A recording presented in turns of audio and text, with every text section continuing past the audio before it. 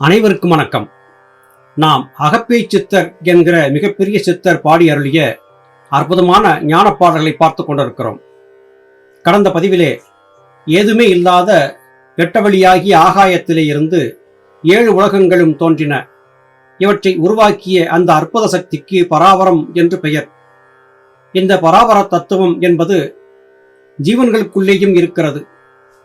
அது சிவனாக அதன் திருப்பாதங்களாக சந்திரகலை சூரியகளை இருக்கின்றன என்பதை பற்றி அகப்பை சித்தர் சொல்லியிருந்த கருத்துக்களை பார்த்தோம். இன்றைய பதிவிலே அதன் தொடர்ச்சியான நல்ல விளக்கங்களை தொடர்ந்து பார்க்கலாம். விந்து நாதமடி அகப்பை மெய்யாக வந்ததடி, 5 பெரும்பூதம் அகப்பை அதனிடம் ஆனதடி. ஜீவன் என்பது நிலைத்த சக்தியாக இருக்கிறது. அந்த ஜீவனிலிருந்து வெளிப்பட்டு வந்த ஜீவசக்தியாகிய வாயு என்பது ஆற்றலாக பரிணமிக்கிறது. அந்த ஆற்றல் தான் நாதம் என்றும் விந்து என்றும் மாறியது. அதாவது ஜீவசக்தியாகிய வாயு என்பது சந்திரகலை சூரியகலை என்கிற 2ஆக பிரிந்தது.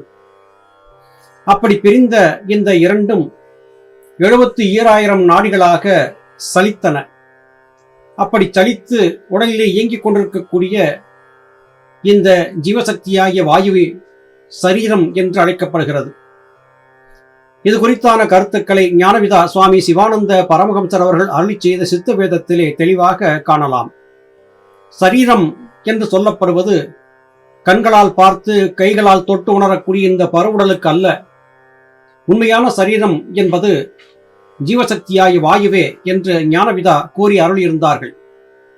அந்த கருத்துக்களை இங்கே அப்படியே அகப்பை சித்தர் சொல்லுவதை பார்க்கலாம். நாதவிந்துக்கள் மெய்யாக இந்த உடலாக வந்தன என்று குறிப்பிடுகிறார். அது மாத்திரமல்ல, இந்த நாதவிந்துக்கள் தான், அதாவது ஜீவசக்தியாகிய வாயுதான் 5 பெரும் பூதங்களாகவும் மாறியது என்று குறிப்பிடுகிறார். 5 பூதங்கள் நிலம், நீர், நெருப்பு, காற்று, ஆகாயம். இந்த 5மே இந்த ஜீவசக்தியாகிய வாயுவிலே இருந்துதான் உற்பத்தி ஆகின என்று அகப்பை சித்தர் குறிப்பிடுகிறார்.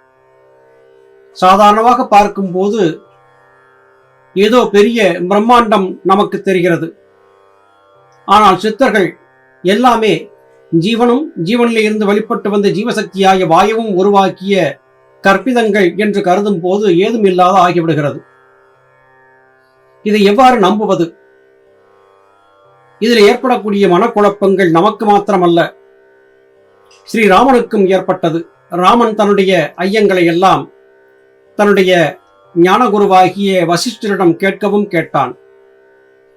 ராமனுக்கும் வசிஷ்டருக்கும் இடையிலே ஏற்பட்ட உரையாடல் நூல் யோக வாசிஷ்டம் என்கிற பெயரிலே கொடுக்கப்பட்டிருக்கிறது.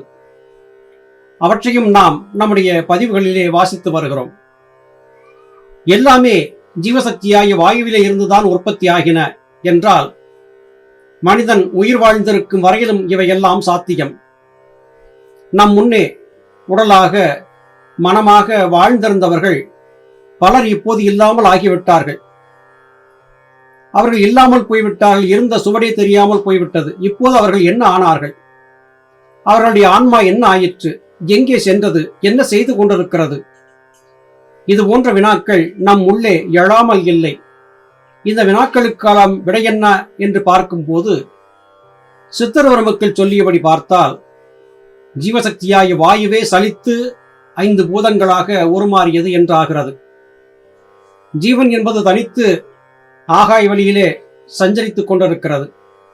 சஞ்சரித்துக் கொண்டிருக்கக்கூடிய அந்த ஜீவனை எவராவது பார்த்துவிட்டால் அதை பேய் என்று சொல்லுவார்கள்.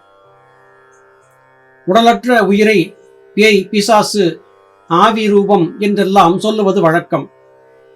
அந்த ஆவி ரூபங்கள் உணர்வுகளோடு உலவிக் கொண்டிருக்கின்றன என்று சொல்லக்கூடியவர்களும் இருக்கிறார்கள். சிலர் இந்த ஆவி ரூபங்களோடு தொடர்பு கொண்டு பேசுவதையும் பார்த்திருக்கிறோம்.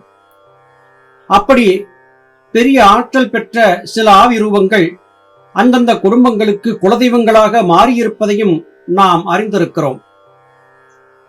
பேய், மனமே பேய். இந்த மனப்பேய் தான் சகலத்தையும் சிருஷ்டித்தது. 5 பூதங்களை சிருஷ்டித்தது. நாதவிந்துக்களாக வந்ததும் ஜீவசக்தியாகிய வாயுவே. அந்த ஜீவசக்தியாகிய வாயுதான் 5 புலன்களாக வெளிப்பட்டு இந்த உலகத்தை சிருஷ்டித்தது. மனம், புத்தி, சித்தம், அகங்காரம் என்று அழைக்கப்பட்ட இந்த நான்கும் ஜீவசக்தியாகிய வாயுவிலிருந்து சலித்து வந்தவைதான். இவையெல்லாம் ஜீவனுடைய மாயாஜாலங்கள் என்றே சித்தர்கள் குறிப்பிடுகிறார்கள். 4 பாதமடி அகப்பேய் நன்னெறி கண்டாயே. மூலம் ஆனதல்லால் அகப்பேய் முத்தி அல்லவடி. ஜீவசக்தியாகிய வாயு 2ஆக பிரிந்தது, சந்திரன் சூரியன் என்று பிரிந்தது என்று பார்த்தோம்.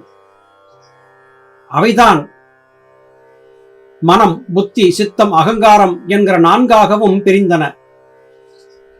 இந்த உண்மை தத்துவத்தை புரிந்து கொண்டு விட்டால் உனக்குள்ளே இருக்கக்கூடிய குழப்பங்கள் அகன்று போகும் என்று அகப்பேய் சித்தர் குறிப்பிடுகிறார். எல்லாவற்றுக்கும் மூலம் என்பது எது? மூலம் என்பது ஜீவசக்தியாகிய வாயுதான், அதாவது ஜீவன்தான். அது அன்றியும் அதை புரிந்து கொள்ளாத வகையிலும் எந்த வகையில் பார்த்தாலும் உனக்கு முக்தி என்பது சித்திக்காது என்று மனத்திற்கு இதோபதேசம் சமாதானம் சொல்லுகிறார். ஒரு யோக சாதகன் தன் மனதை எப்பாடுபட்டாவது வயப்படுத்தியாக வேண்டும்.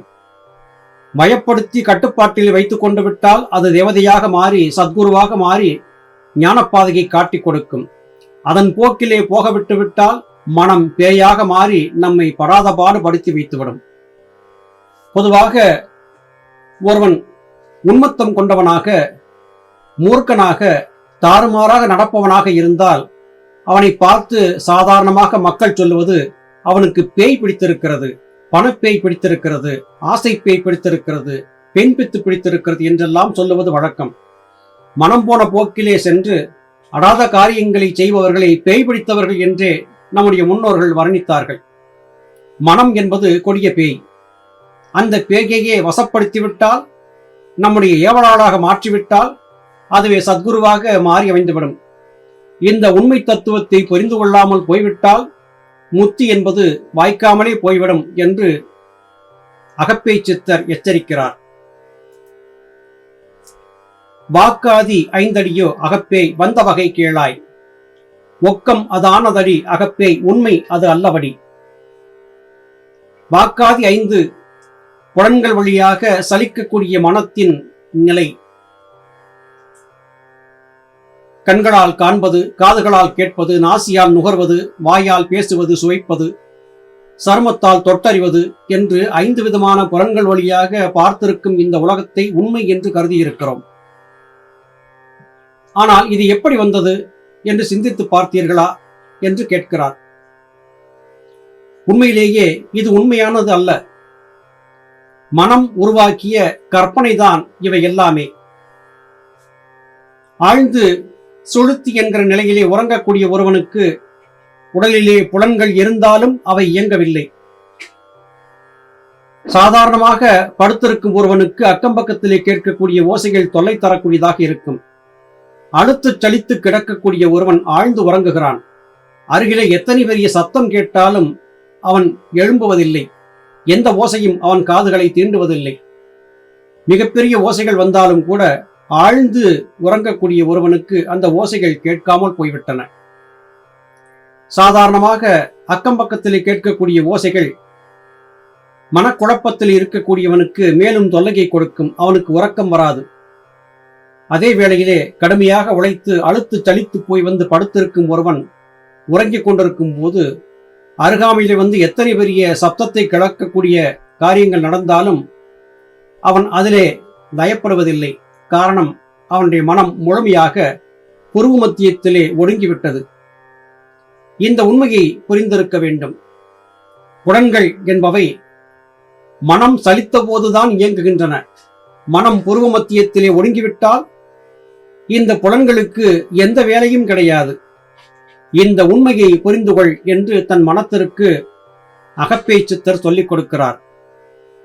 மனதை வயப்படுத்துவதோ, மனதை லயப்படுத்துவதோ, மனதை கட்டுப்படுத்துவதோ, மனதை நிலைப்படுத்துவதோ அத்தனை எளிதான காரியம் அல்ல. இவற்றை சாதித்துக் கொள்வதற்கு முறையாக வாசி பழக வேண்டியது அவசியமாகிறது. இந்த வாசி பழக்கத்தையும் உத்தம சத்குருமார்கள் மூலமாக பெற்று நாம் பயணிக்க வேண்டும். எல்லாம் சரியாக இருந்தால் ஞானம் நிச்சயம் கிடைக்கும். மீண்டும் அடுத்த பதிவிலே உங்களை சந்திக்கிறேன். அதுவரையிலும் நன்றி, வணக்கம்.